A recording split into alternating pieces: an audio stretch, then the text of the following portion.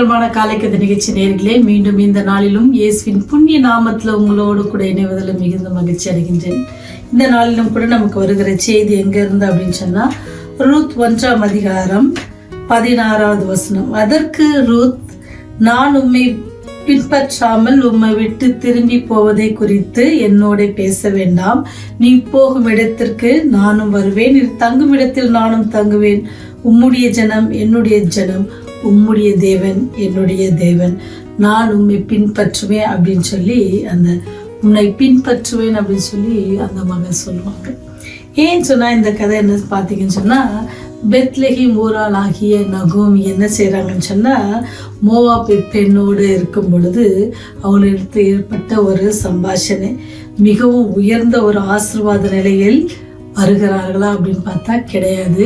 ரெண்டு பேருமே ஒரு ரொம்ப நெருக்கடியான சூழ்நிலையில் எங்கே வராங்க, பெத்லெஹேம் திரும்பி வராங்க.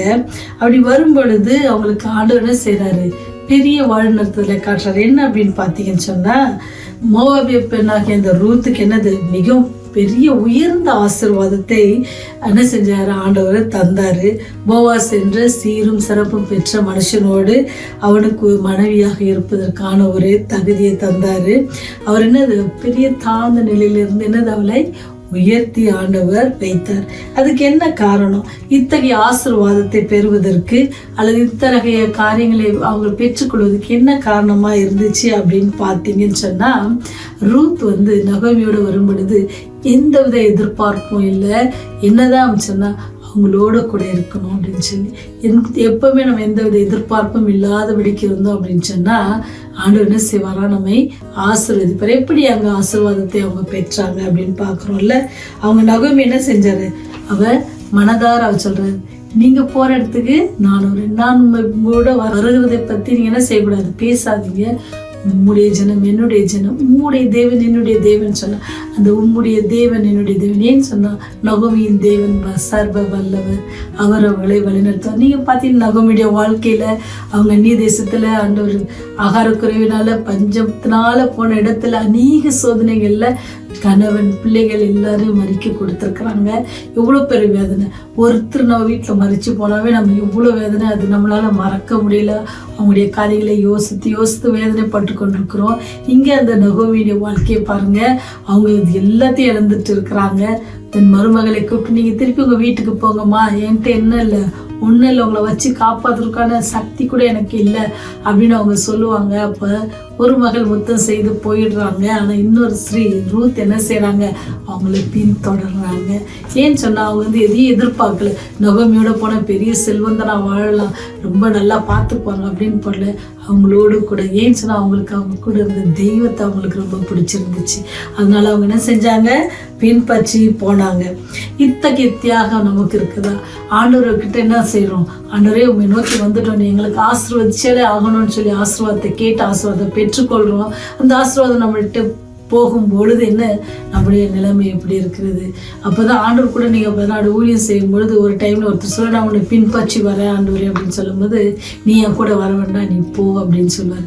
ஏன்னு சொன்னால், எதையும் எதிர்பார்த்து நம்ம வருவோம்னு சொன்னால், எதிர்பார்த்து ஆண்டவரை ஏற்றுக்கொள்வோம்னு சொன்னால், ஒருவேளை அது கிடைக்கலன்னு சொன்னால் நம்ம என்ன செஞ்சிருவோம், பின்வாங்கி போயிடுவோம். அதனால தான் ஆண்டவர் சொல்கிறாரு, எதிர்பாராதபடிக்கு, எதையும் எதிர்பார்க்காதபடிக்கு அவரின் அன்பையும் அவர் நமக்காக செய்த தியாகத்தையும் நம்ம உணர்ந்தவர்களாக அவரை நன்றி சேரும் பொழுது அவர் நம்முடைய தேவைகளை என்ன செஞ்சுவாரு, பார்த்து கொள்வார்.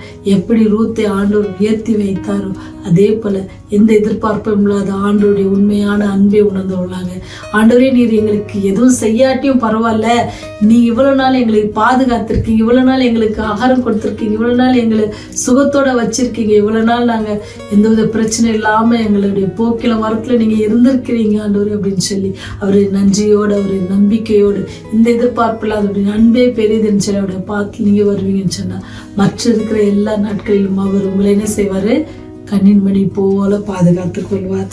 ஒரு முறை இயேசு எங்கே சென்றாலும் என்ன செய்வாங்க, அவரை நிறைய பேர் பின்பற்றி போனாங்க. ஆனால் பின்பற்றி போனவங்க எல்லாருமே அவர் என்ன செய்யலை, ஏற்றுக்கொள்ளலை. அவருடைய தேவைகளை சந்தி ஒருவேளை சுகம் கொடுத்தாருன்னு சொன்னால் அவங்க என்ன செய்வாங்க, அங்கே இருப்பாங்க, அவர் விசுவாசிப்பாங்க.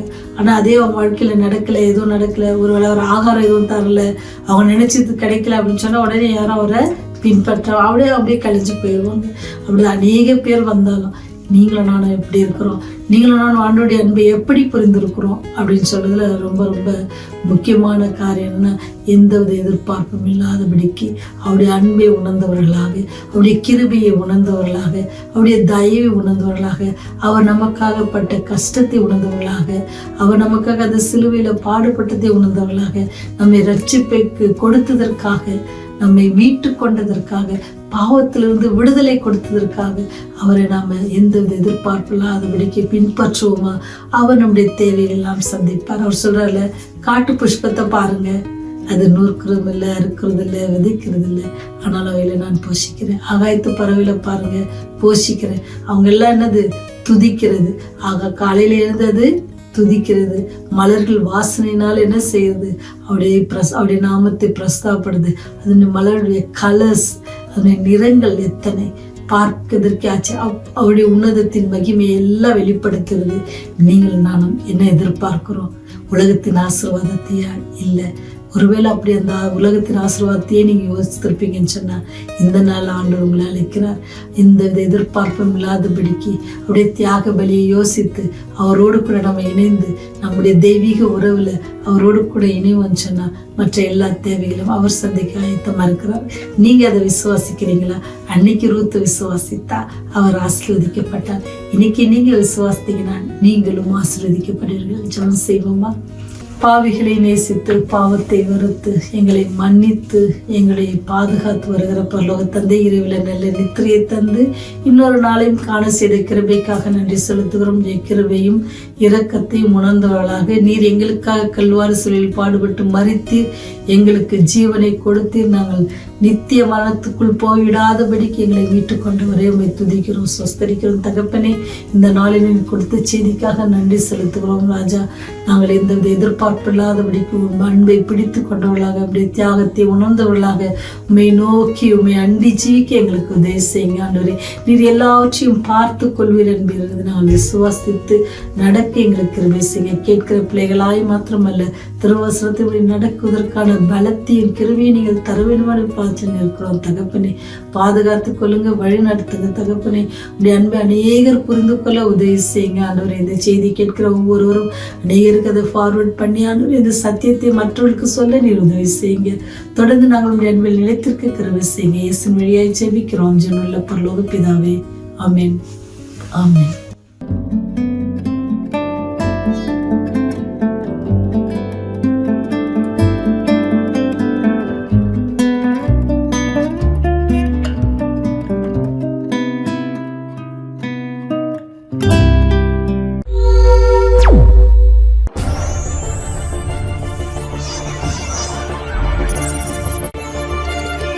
நீங்கள் பார்த்துக் கொண்டிருப்பது உங்கள் ரிவைவல் டிவி.